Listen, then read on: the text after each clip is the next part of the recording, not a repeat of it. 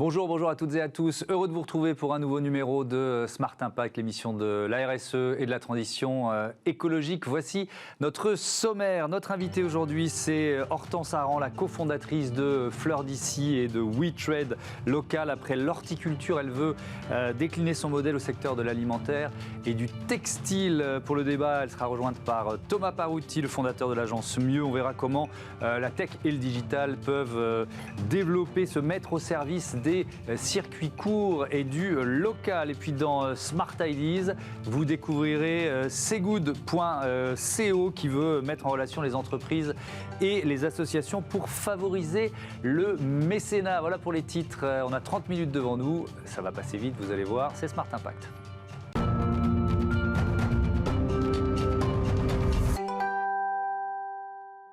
Bonjour Hortense Aran, bienvenue. Bonjour Thomas. Vous êtes avec Chloé Rossignol, la cofondatrice de Fleurs d'ici et WeTrade Local. Ça date de 2017, c'est ça? Tout à fait. Les deux entreprises, vous les créez en même temps. C'est quoi? Fleurs d'ici, c'est la première marque développée de WeTrade Local? Absolument. WeTrade Local, c'est le nom un peu barbare, je m'en excuse, du logiciel de gestion de filière locale qu'on a développé. Donc on est avant tout une entreprise de tech au service effectivement des circuits courts. Et la première filière à laquelle on a fait le choix de s'attaquer pour la relocaliser, c'était la filière des fleurs. Pourquoi vous avez choisi les fleurs? Alors, parce que les fleurs, effectivement, peu de gens le savent, 85% des fleurs coupées sont importées du Kenya, de la Colombie, d'Équateur. Donc c'est un des marchés les plus mondialisés, c'est une des matières premières les plus mondialisées et avec évidemment des impacts carbone entre autres considérables puisque selon nos calculs, un bouquet de 30 roses importées, c'est l'équivalent carbone d'un Paris-Londres en avion. Donc il nous a semblé urgent en fait de relocaliser ce produit dans la mesure où en plus il y a de la production locale partout en France en toute saison. Mais alors justement, c'est ça la question que j'allais vous poser. Est-ce que, alors vous avez cette idée, cette volonté, super. Ensuite, c'est quoi les difficultés? Est-ce que c'est si facile de trouver des fleurs locales? Alors, contrairement aux idées reçues ou à des biais, on s'imagine que les fleurs, ça pousse que en été, dans des climats ensoleillés, etc. Pas du tout. En fait, des fleurs, on en a partout en France, en toute saison, mais ce ne sont pas les mêmes fleurs. C'est-à-dire que, comme avec les fruits et légumes, on a une saisonnalité, ce que les gens ont tout à fait oublié, puisque chez les fleuristes, on voit aujourd'hui toute l'année le même assortiment, une quinzaine de variétés à peine. Il faut arrêter de penser qu'on peut offrir des roses toute l'année, quoi. Absolument. Mais on a pris cette habitude. L'industrie de la fleur a donné cette habitude aux gens en leur disant que pour la rose, c'était la fleur des amoureux et de la Saint-Valentin. La Saint-Valentin, c'est le 14 février. Jusqu'à preuve du contraire, il n'y a pas de rose qui pousse en France. Elle ne pousse pas dans mon jardin, ça je vous le confirme. Voilà. En revanche, dans votre jardin, elle pousse sans doute du mois de mai jusqu'au mois de novembre. Donc quand même, on a une longue saison pour les roses, mais qui effectivement est une saison qui est donc de mai à novembre. Au mois de février, moi je ne dis pas qu'il ne faut pas acheter de fleurs pour la Saint-Valentin, bien loin de moi cette idée, mais il faut acheter des fleurs de saison, et les fleurs de saison au mois de février, il y en a plein. La tulipe, le mimosa, les anémones, les renoncules, bref, toutes les plantes à bulbes par exemple, il y en a énormément, beaucoup de variétés très différentes, et très différentes aussi selon les régions, mais il y a des fleurs locales au mois de février. Donc vous avez quoi, 4 ans de recul? Est-ce que vous sentez, alors moi je le sens ici tous les jours, l'opinion, les consommateurs, les entreprises se mettre en route, mais est-ce que ce pourcentage-là de fleurs importées, vous le sentez baisser ou finalement c'est très très lent? Non, je pense qu'il y a un effet d'accélération assez net depuis 2 ans, enfin depuis la Covid en fait. Depuis le premier confinement, on a bien vu que ça décollait, c'est-à-dire que la croissance du local, c'était une croissance constante, mais relativement faible, on dirait entre 5 et 10% par an. Là, on a fait plus 30% depuis le Covid. Donc, c'est vrai qu'il y a une prise de conscience, je pense, des Français sur cette question de si on veut manger local, il faut mieux payer nos agriculteurs, quels sont les impacts, etc. Et donc, je pense qu'il y a une prise de conscience, en tout cas. Et la problématique à laquelle nous, on essaye de répondre, justement, chez WeTrade Local, c'est 90% des Français disent vouloir consommer local. Le local, les circuits courts, c'est 5% des volumes dans l'alimentaire. Donc c'est rien. Et pourquoi ? c'est parce que ça n'est pas accessible. C'est-à-dire que si vous dites aux gens, oui, tu peux consommer local, mais il faudra que tu prennes ta voiture, que tu ailles chez le producteur, ce sera ouvert le jeudi entre 12h15 et 12h18. C'est sûr que ça ne va pas marcher. Ça ne marche pas. Oui. Et donc voilà, donc nous on travaille grâce à la tech sur le fait de rendre ces produits accessibles. Accessible, ça veut dire quoi? Ça veut dire accessible en termes de prix déjà, donc être compétitif en termes de prix, et accessible en termes de service, donc que ces produits soient facilement accessibles au plus grand nombre. Alors on va voir comment vous essayez de le développer dans d'autres secteurs, mais pour l'horticulture, pour les fleurs, ça marche comment? Le système Fleurs d'ici, en fait. Effectivement, et c'est là où la tech rentre en ligne de compte, en fait. Nous, on est un collectif, finalement, on agrège toutes les parties prenantes, toutes les composantes de la chaîne de valeur. C'est-à-dire, on dit de la graine au vase, prochainement de la fourche à la fourchette, c'est-à-dire qu'on gère l'intégralité de la chaîne de production et de la chaîne de valeur. Donc, on va agréger des agriculteurs locaux, des producteurs horticoles, avec des artisans transformateurs locaux, en l'occurrence des artisans fleuristes, des commerçants de centre-ville et des gens qui font de la logistique décarbonée locale au service d'un client local. Donc nous, ce qu'on fait grâce à la tech, c'est que en découpant en ordres, en de multiples ordres, on arrive à recréer des boucles locales dans lesquelles la valeur est mieux distribuée à l'échelle locale. Oui, d'accord. Vous venez de lever, deuxième levée de fonds, je crois, c'est ça. C'était quel montant? On a levé. Parce que j'ai plus 5,5 millions, c'est ça? Voilà, c'est ça. 5,5 millions d'euros. C'est quoi l'objectif associé à cette levée de fonds? Alors, l'objectif associé, c'est de aujourd'hui capitaliser sur le savoir-faire et sur la tech qu'on a développée au service donc de la filière des fleurs pour l'appliquer à d'autres filières, puisque, comme je l'ai dit en introduction, il y a énormément de produits qu'on pourrait relocaliser, énormément de filières. À partir du moment où ça se base sur une production agricole locale qui existe en France ou qui pourrait exister en France, l'idée, c'est de se demander comment est-ce qu'on fait pour réintégrer soit la matière première, soit les transformations, les unités de transformation. Et donc, nous, ce qu'on a découvert, entre guillemets, enfin en tout cas ce qu'on croit chez Fleurs d'ici et chez WeTrade Local, c'est que la raison pour laquelle, justement, comme je disais avant, les circuits courts ne décollent pas, c'est parce que aujourd'hui, on est héritier d'une ère industrielle dans laquelle tous les investissements ont été concentrés sur les outils de production. Donc des usines, en fait, qui ont capté toute l'attention et qui ont façonné les process. Ces usines, par exemple, chez McCain, si vous voulez une usine McCain, ce qu'il lui faut, c'est, pour s'adapter aux machines, c'est des pommes de terre qui sont ultra calibrées, ultra standardisées et en très grande quantité, qui arrivent d'un seul producteur, etc. En aucun cas, l'agriculture locale ne peut produire ça. Et donc, il nous a apparu urgent de repenser cette étape de transformation. Et donc, pour sortir un produit qui soit à la fois, qui corresponde à ce que la nature produit et à ce que le client attend. Et ça, c'est cette étape de transformation. On peut s'appuyer sur une ressource très large qui s'appelle les artisans. Et en fait, nous, on pense qu'au lieu d'avoir une grosse usine, il est temps aujourd'hui de décentraliser, déconcentrer cette étape de la transformation en s'appuyant sur des petites unités locales qui vont faire la transformation. Et elles existent, ces unités? Elles existent. Ce sont des artisans locaux, que ce soit donc pour la fleur, c'est des fleuristes. Pour l'alimentaire, l'idée étant de produire, par exemple, des plats préparés pour servir les cantines, les restaurants d'entreprise, etc., c'est des restaurateurs qui ont dans leur planning de production des trous qu'on peut optimiser dans la charge de travail. Ça peut être, pour le textile, des petits ateliers de confection. Bref, l'idée, c'est qu'aujourd'hui, grâce à la tech, on peut instruire une multitude d'informations et on n'est plus obligé de centraliser la production. Et puis vous avez fait la démonstration que ça marche avec les fleurs depuis 4 ans. Est-ce que, alors j'essaie de bien comprendre pour l'alimentaire, on va garder le focus alimentaire, c'est quoi? C'est un produit puis un autre ou c'est finalement sur plusieurs produits? Si je comprends bien, c'est plusieurs produits pour trouver des restaurateurs locaux qui vont ensuite diffuser des plats, c'est ça? Tout à fait. C'est vraiment le modèle, ça? Le modèle, c'est de se dire que aujourd'hui, c'est exactement la même chose que quand vous avez un bon restaurateur que vous aimez bien. Vous ne savez pas quel va être le plat du jour, mais vous savez que ce sera bon. parce qu'en fait, vous lui faites confiance. Vous avez cette idée que c'est quelqu'un qui a un savoir-faire particulier et quel que soit ce qu'il aura trouvé au marché ce jour-là, qui sera le produit qui lui aura parlé, parce que c'est le plus frais, parce que c'est le meilleur, parce que c'est celui qui est de saison, c'est celui qui était le moins cher, etc. Il aura su, grâce à son savoir-faire, préparer quelque chose qui soit adéquat. Nous, l'idée, c'est de scaler, pour utiliser un barbarisme de la Startup Nation, mais de développer cette idée-là, cette façon de faire-là, pour lui donner de l'ampleur et des volumes, et donc pouvoir servir des très grandes quantités avec des gens qui peuvent faire du sur-mesure quasiment. L'alimentaire, c'est ce qui est le plus proche finalement, on est dans des problématiques assez proches de celles des fleurs. Oui.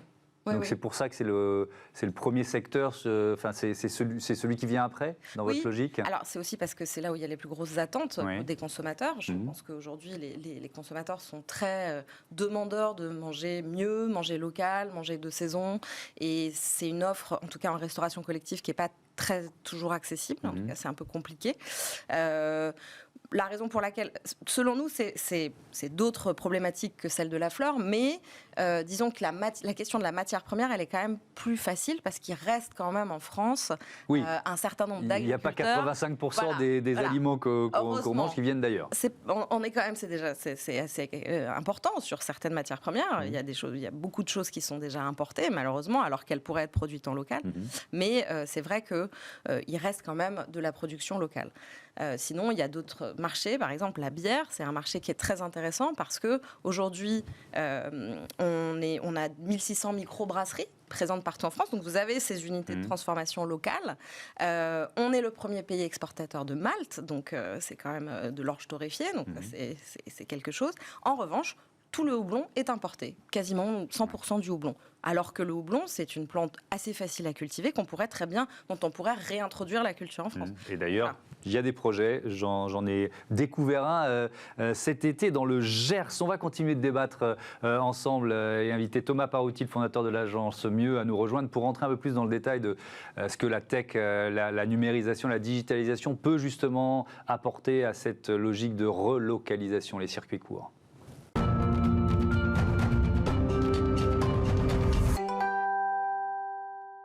Comment mettre la tech, la digitalisation au service des circuits courts et des commerces et des commerçants? C'est le thème de notre débat, toujours avec nous Hortense Aran, qui est la cofondatrice de Fleurs d'Ici et de WeTrade Local, et Thomas Parouti. Bonjour Thomas, heureux de vous accueillir une nouvelle fois dans cette émission, le fondateur de l'agence Mieux. Est-ce que peut-être déjà on peut revenir sur une question de temporalité? Est-ce qu'il y a eu un effet accélérateur là de la crise Covid qui n'en finit pas dans cette digitalisation et dans les deux phénomènes dont on parle, c'est-à-dire numérisation et relocalisation? Ouais, les deux phénomènes ont été fortement accélérés pendant la crise. Évidemment, la relocalisation, on a un peu fermé les frontières. Il y a une demande de plus en plus forte des consommateurs, que ce soit sur l'alimentaire dont vous parliez avant, mais aussi sur le textile, sur plein d'autres produits, qui fait qu'on veut consommer du Made in France. Et évidemment que la digitalisation a progressé. Il y a eu de plus en plus de drive, il y a eu de ventes à emporter dans la restauration. Enfin, c'est deux phénomènes qui ont progressé terriblement pendant cette crise et qui ne s'arrêtent pas. Ouais. Est-ce que c'est pour ça aussi que vous vous lancez dans d'autres secteurs? Vous vous êtes dit, voilà, c'est le moment. Je pense que, en fait, effectivement, il y a une attente croissante des consommateurs, on l'a vu, qui s'est accélérée depuis le Covid, il n'y a pas de question là-dessus, et qui concerne en fait toutes les catégories de produits. C'est-à-dire qu'on a tendance à penser que le produit local, le Made in France, est réservé à une élite, à des bobos, etc. C'est pour des produits à forte valeur ajoutée. Pas du tout. En fait, nous, ce qu'on voudrait essayer de prouver, c'est que précisément, on peut produire localement de façon tout à fait accessible. Ouais. C'est vrai pour le textile aussi, parce que c'est l'un des secteurs que vous voulez investir. Alors, c'est plus compliqué pour le textile quand même, non? J'en parlais avec les tissages de Charlieu, qui est une entreprise textile française, qui a été reprise il y a 25 ans par Éric Boel. Et il me disait récemment qu'ils font même des sacs de caisse. Ouais, donc, au champ. Pour Auchan. Donc c'est quand même un super exemple comme quoi on peut produire en France grâce à de l'innovation, de la robotisation, de l'innovation, mais aussi de la création d'emplois. On peut produire en France à des conditions économique tout à fait acceptable. Oui, mais on peut pas produire. Est-ce qu'on peut produire en France un jean qui va concurrencer économiquement celui qui est fait au Bangladesh? Un jean, c'est quand même une valeur très immatérielle. C'est-à-dire qu'en fonction de la marque que je vais choisir, je vais payer un jean 20 € peut-être ou 150 €. Et typiquement, sur les jeans, il y a une marque géniale qui s'appelle 1083, que vous aviez peut-être reçu déjà ici, qui a été fondée par un autre Thomas, qui est basé dans la Drôme, qui est donc un pays où il y a toujours eu pas mal de textiles, de chaussures, etc. Et donc lui, son pari, c'est de tout faire en France. Et 1083, c'est la distance la plus longue entre le nord et le sud de la France, c'est ça ? Entre quasiment Monaco et le bout de la Bretagne.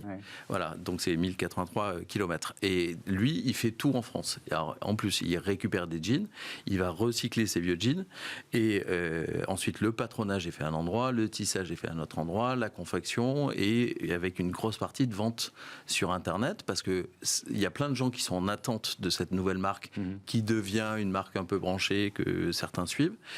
Et il n'y a pas beaucoup de points de vente, donc évidemment que le digital est une très bonne solution pour une marque comme ça. Pour continuer dans le textile, il y a une autre marque qui, elle, est basée à Biarritz, où ils produisent tout à moins de 1000 km, ce qui les autorise d'aller un peu en Espagne, au Portugal, qui s'appelle Opal, H-O-P-2-A-L. Et cette marque-là, c'est des marques de t-shirts, des marques de sweats, de pulls. Et ce qu'il y a d'intéressant aussi, donc c'est fait à partir de matières recyclées. Ils font des maillots de bain à partir de plastique récupéré dans les océans.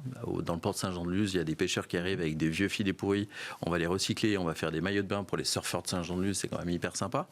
Mais ce qu'il y a d'intéressant aussi, et par rapport à notre émission en général sur l'impact, c'est qu'ils vont limiter la production et les ressources utilisées parce qu'ils vont faire de la précommande. Alors ça, c'est un élément important et ça rejoint aussi votre spécificité. C'est-à-dire que si on veut passer de la fast fashion à un nouveau modèle, il faut effectivement passer par la précommande. En quoi l'outil We Trade Local peut y aider? Alors effectivement, nous, c'est ce qu'on a. Nous, on a travaillé sur une matière première qui était extrêmement périssable. Donc ça nous a effectivement forcé à repenser ces logiques de stock, etc. Et donc maintenant à pouvoir l'appliquer dans d'autres domaines. Et en gros, ce dont on s'est rendu compte sur la fleur, c'est que par exemple, les producteurs jetaient jusqu'à 50% de la matière première qu'ils produisaient pour des effets de gâchis, de ne pas savoir qu'est-ce qu'ils vont vendre, à quel moment, etc. etc.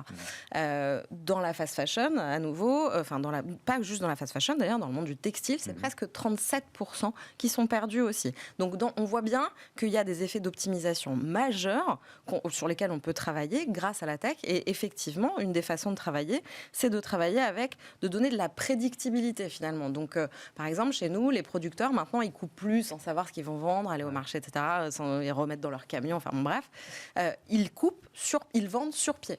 Donc, ils ne coupent que ce qu'ils ont prévendu, ce qui permet effectivement déjà d'optimiser et de récupérer de la valeur. Comment vous y arrivez? C'est-à-dire pour passer de 50% des fleurs qui sont jetées à finalement, je sais pas, 10-15%? Non, même plus, en fait, c'est encore moins que ça. Quasiment rien, Comment est-ce qu'on y arrive? Déjà, c'est là la beauté de la tech et de la data, en fait, c'est que nous, on arrive à savoir quels sont les pics et les creux, à quel moment les gens commandent, et donc à pouvoir prédire, en fait, quels vont être les volumes qui vont être magasin par magasin, à quel moment, zone par zone. Zone par zone. Tout à fait. Donc on arrive effectivement à pouvoir donner de l'intelligence finalement à la façon dont on fait fonctionner la chaîne de valeur. Et quand c'est pas périssable, comme les vêtements, mais là la tech aide aussi avec le développement de toutes les plateformes assez classiques de revente.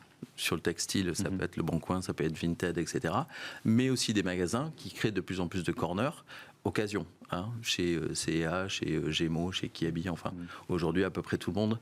D'ailleurs, ça peut sembler paradoxal de voir des grandes marques faire la promotion de la seconde main. Mais oui, mais c'est parce qu'elles comprennent que en fait, la grande tendance globale qu'on est en train de voir sur les sujets RSE, c'est on passe du plus à moins et mieux.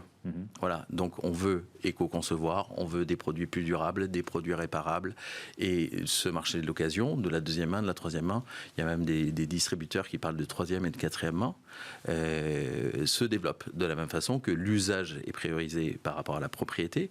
Donc c'est aussi pour ça que la location est en train de se développer et l'expérience générale, l'expérience digitale, l'expérience pas digitale.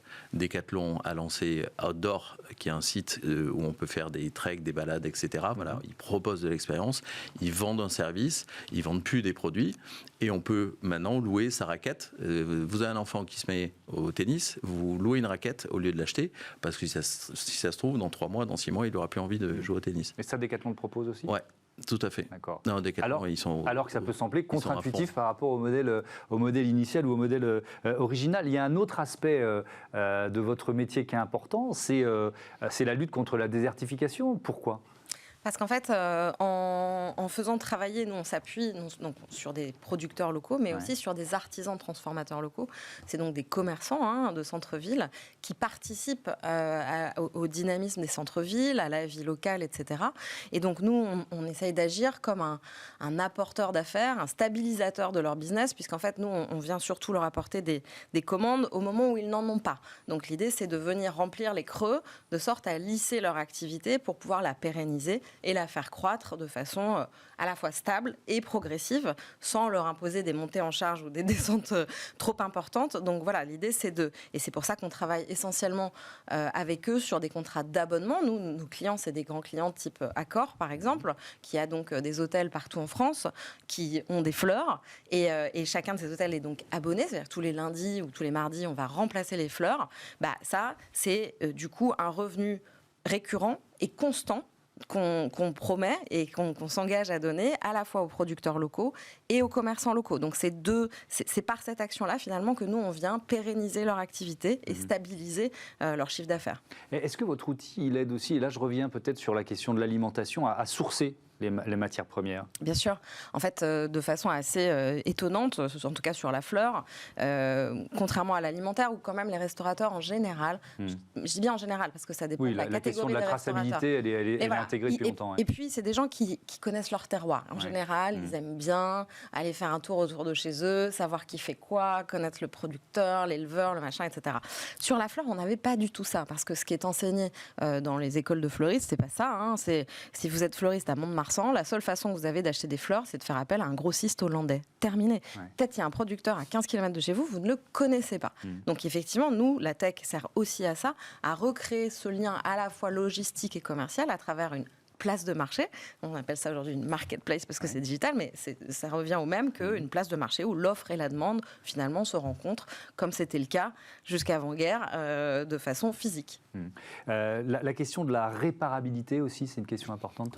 Et notamment, on parlait de faire retravailler des gens en local. Il y a une grande tendance, notamment dans l'électroménager, mais aussi dans le textile, c'est de pouvoir réparer son matériel électroménager ou par exemple, il y a une marque de Decathlon, j'y reviens, qui s'appelle Forclaz, qui propose des tutos pour réparer sa tente, ses chaussures, son sac à dos, etc. Et ça, en fait, ça permet de refaire travailler plein de gens en local. Puisque avant, avec l'obsolescence programmée, on consommait, on jetait, on consommait, on jetait. Là, si on décide de réparer, forcément, on va faire travailler des gens en local. Et de la même façon, sur l'électroménager, il y a un indice de durabilité, un indice de réparabilité qui est en train d'émerger. Et ça fait travailler aussi plein de gens en local, et c'est bien parce que ça évite de consommer trop de ressources. C'est quoi votre perspective de croissance, pour terminer? Sur les combien de temps? Sur 5 mois, 10 mois? En gros, comme vous voulez, allez sur 5 ans, allez. Je ne sais pas, vous connaissez Amazon? J'ai vu. Amazon. Oui, c'est bien. Mais peut-être avec une autre culture d'entreprise? Avec une autre culture d'entreprise, avec d'autres valeurs, mais avec la même qualité de service et la même accessibilité prix. Donc effectivement, de pouvoir proposer, d'avoir le même assortiment, la même proposition de valeur qu'Amazon, mais avec des produits locaux et pour le coup, effectivement, des valeurs humaines, sociales et environnementales un petit peu différentes. Et puis une autre valeur qui n'ira pas dans l'espace. Une autre valeur majeure, c'est le circuit court. Donc ce serait l'Amazon des circuits courts. Absolument. Merci beaucoup. Merci à tous les deux. On passe à Smart Ideas. Tout de suite, on va parler mécénat.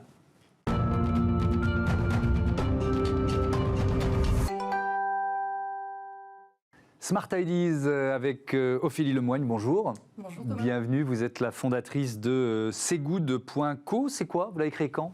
Alors j'ai créé Segood.co En constatant que pendant le confinement, il y a eu pas mal de choses qui se sont mises en place. Ouais. C'est quoi? C'est un levier de transformation numérique pour le secteur associatif, en fait, pour les associations qui relèvent des enjeux sociaux et environnementaux. Ouais. Et l'idée, c'est de s'inspirer un petit peu de ce qui a été mis en place pendant le confinement de manière très spontanée par les entreprises. Les entreprises se sont mobilisées de manière volontaire, ont mis toute la main à la pâte. Alors, c'est les industriels qui ont fait des masques et du gel, mais c'est aussi les entreprises de la tech qui ont mis à dispo leurs compétences, leurs métiers pour créer des solutions, pour aider les associations à maintenir leur action pendant ces périodes un peu compliquées, donc garder le lien avec leurs bénéficiaires. Et donc concrètement, Segood.co, c'est quoi? C'est une mise en relation des uns et des autres, c'est ça? C'est ça. D'accord. C'est tout à fait ça. Et c'est en fait cibler des entreprises qui n'ont pas de structuration de politique RSE ou d'engagement solidaire et donc leur offrir une solution clé en main en leur présentant des projets d'associations qui sont déjà assez ciblés et cadrés, et donc leur permettre de se positionner dessus de manière, dans le cadre d'un don, en fait. D'accord. Et alors, comment vous facilitez cette rencontre entre les entreprises qui ont cette envie d'aider, d'avoir une action humanitaire, et des associations qui pourraient en avoir besoin? Alors, c'est simple et c'est compliqué à la fois, parce que comme il y a deux points d'entrée, finalement, j'ai commencé par sourcer un petit peu, prendre la température des entreprises, en termes de capacité d'action. On sait, la transformation digitale, ça reste le vrai sujet, là, tout de suite, donc elles sont très sollicitées. Donc ça pouvait être un point de friction pour le projet.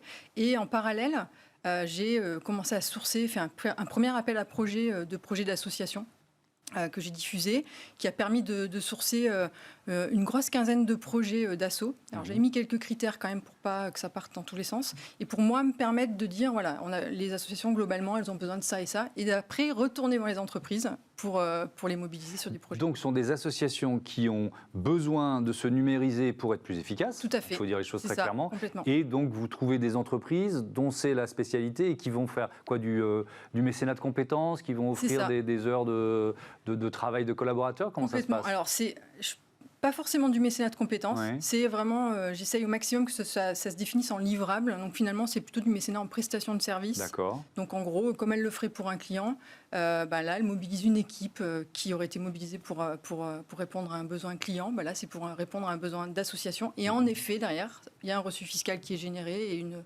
la réduction fiscale du mécénat qui s'applique. D'accord. Segood, c'est une entreprise? C'est une entreprise. Donc c'est quoi votre modèle économique? C'est un modèle économique où là, contrairement à tout ce qui se passe en termes de plateformes et tout ce qui existe en termes de plateformes de mécénat de compétences, là, c'est les associations qui vont payer un pourcentage du montant estimé du don, qui est déjà moindre que ce que paierait un client, à Segood pour pouvoir maintenir l'activité et faire en sorte que le projet... Donc il y a quoi? Il y a une quinzaine d'associations qui sont un peu dans les projets aujourd'hui, c'est ça? Pour l'instant, voilà, c'est ça. Le premier appel à projet qui a été lancé... de manière, on va dire, avec un petit peu plus d'auditoire en mars, jusqu'à fin mars, pendant un mois, donc un sourcing de 15 projets, grosso modo. Il y en a 7 qui sont en cours de lancement. Il y a 5 projets qui ont trouvé tout de suite des mécènes en moins de 2 mois.